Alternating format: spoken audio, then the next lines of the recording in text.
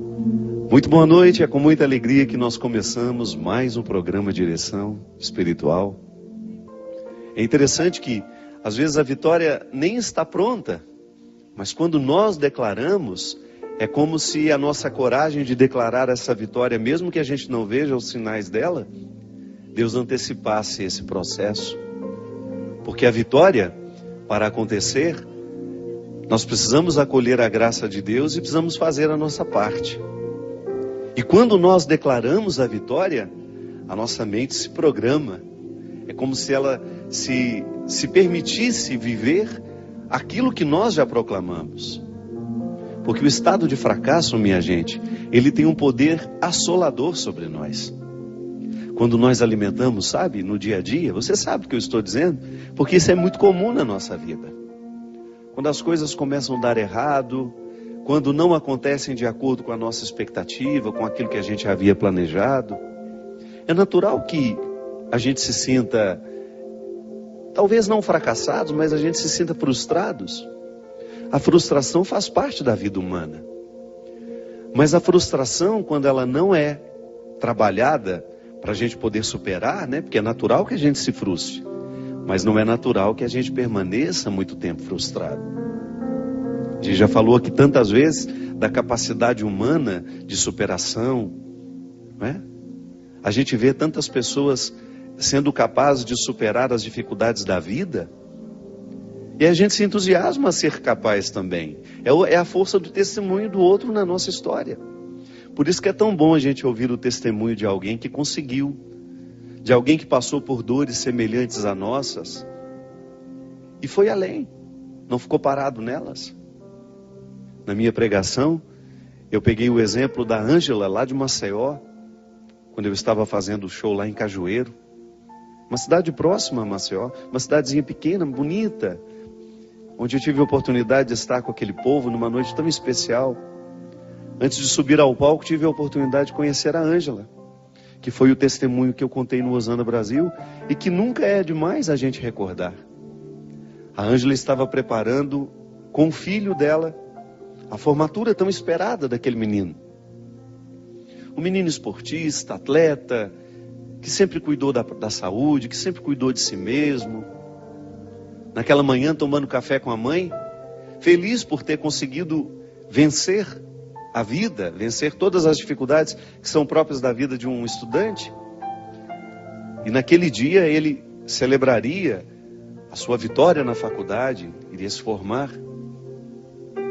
Mas a vida não permitiu que isso acontecesse.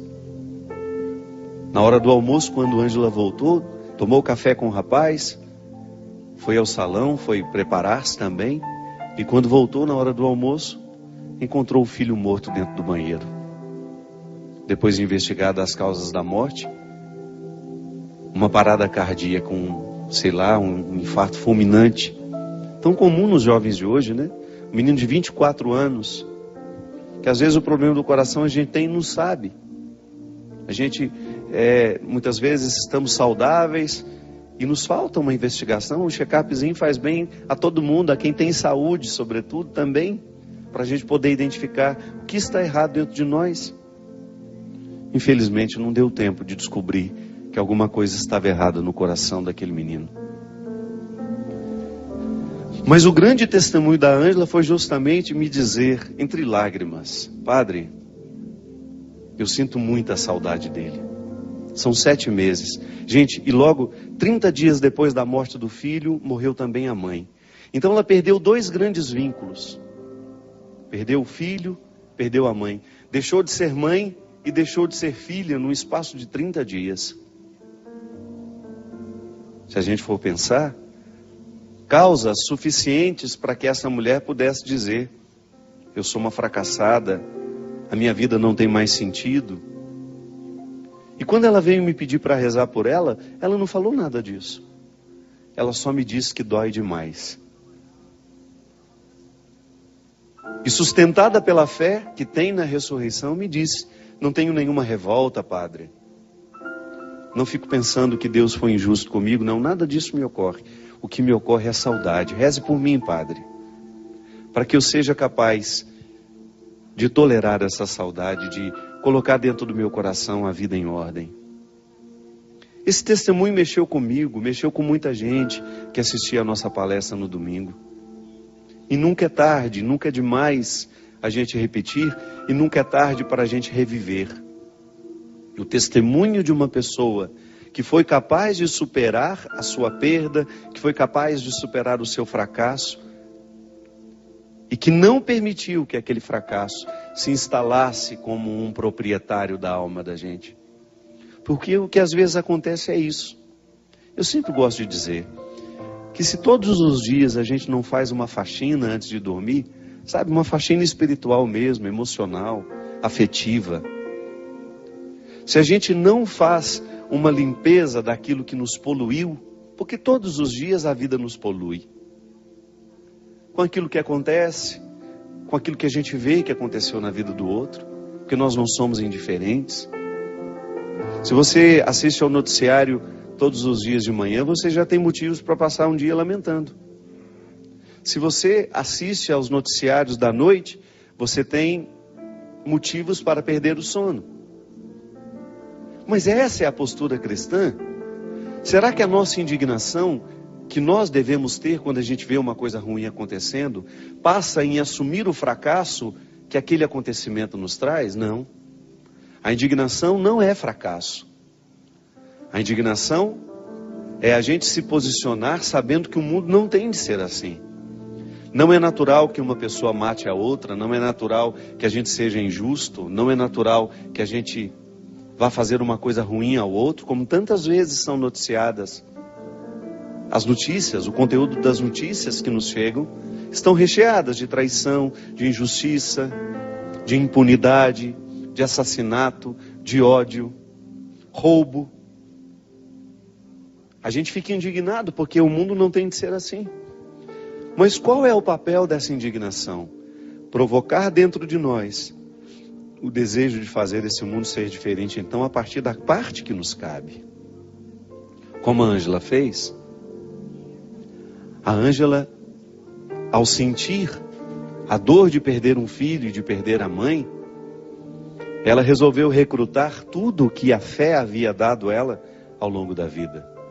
E resolveu proclamar a vitória, mesmo com o rosto coberto de lágrimas. Aí volta ao início. Quando a gente proclama uma vitória, mesmo sem a gente ter ainda a matéria-prima daquela vitória já nas mãos, a gente dispõe o espírito a não mergulhar no fracasso. É como se a graça de Deus se antecipasse dentro de nós, nos ajudando a compreender aquele momento difícil e nos dando o entendimento de que a vitória chegará.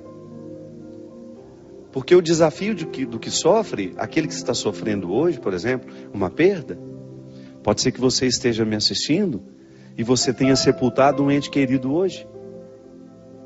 Pode ser que você tenha visto morrer um amigo, um filho, um pai, uma mãe, um irmão. É assim. Todos os dias alguém está perdendo. Mas a graça de Deus hoje pode lhe visitar, não lhe retirando essa saudade, porque esse é um processo humano. Deus não tem como retirar o que é humano. A saudade é um dom que nós temos dado por Ele. Como é que Ele vai tirar isso de mim? Eu não quero. Eu não quero deixar de sentir saudade das pessoas que eu amo. O que eu quero é que essa saudade se torne leve dentro de mim. Que não seja um fardo para me deprimir, para me amargurar. Então eu permito que a mão de Deus comece já a me consolar hoje e eu alimente esse pensamento. Quem perdeu alguém hoje precisa começar a alimentar esse pensamento. A dor que eu estou sentindo hoje não é definitiva. Porque o grande problema do sofrimento é quando nós olhamos para ele e quando a gente sente aquela dor terrível, tão próxima do acontecimento, é natural que doa de maneira terrível. Mas a gente começar a alimentar a esperança de que essa dor vai mudar o formato dela. De que ela será sim suportável. Por mais difícil que nos pareça o dia de hoje, você pode ter certeza que se bem vivido, se vivenciado tudo isso, com fé no coração, deixando-se visitar por essa sabedoria divina de que tudo vai passar, que vai ficar diferente. Esse dia tão terrível hoje pode ser num futuro um dia de aprendizado. Porque é assim que as pessoas crescem. É assim que nós superamos. É assim que nós avançamos. Eu fico pensando, né? Eu tive uma vida muito difícil sempre. A vida na minha casa não é fácil até hoje. Eu tenho muitos motivos para poder desanimar. Tenho muitos. Todos os dias eu tenho motivos para desanimar. Por aquilo que eu não consigo com os meus irmãos, com os meus amigos, com aquilo que eu não consigo comigo mesmo, por aqueles que eu vejo morrer, por aqueles jovens que eu gostaria tanto que estivessem vivendo diferente, mas não.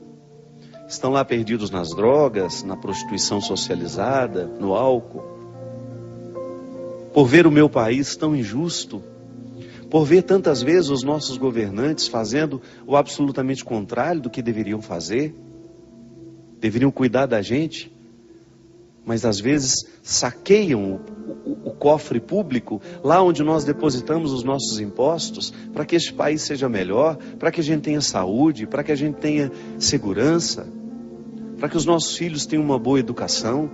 Todos os dias nós temos motivos para desanimar. Todos os dias você também tem motivo para jogar a toalha e dizer, olha, a partir de hoje eu não luto mais. Mas não é assim que se faz gente grande. Não é desistindo que se faz gente grande. E por isso que vale a pena o testemunho, porque você vê que o outro não, que você não está sofrendo sozinho, que isso é humano.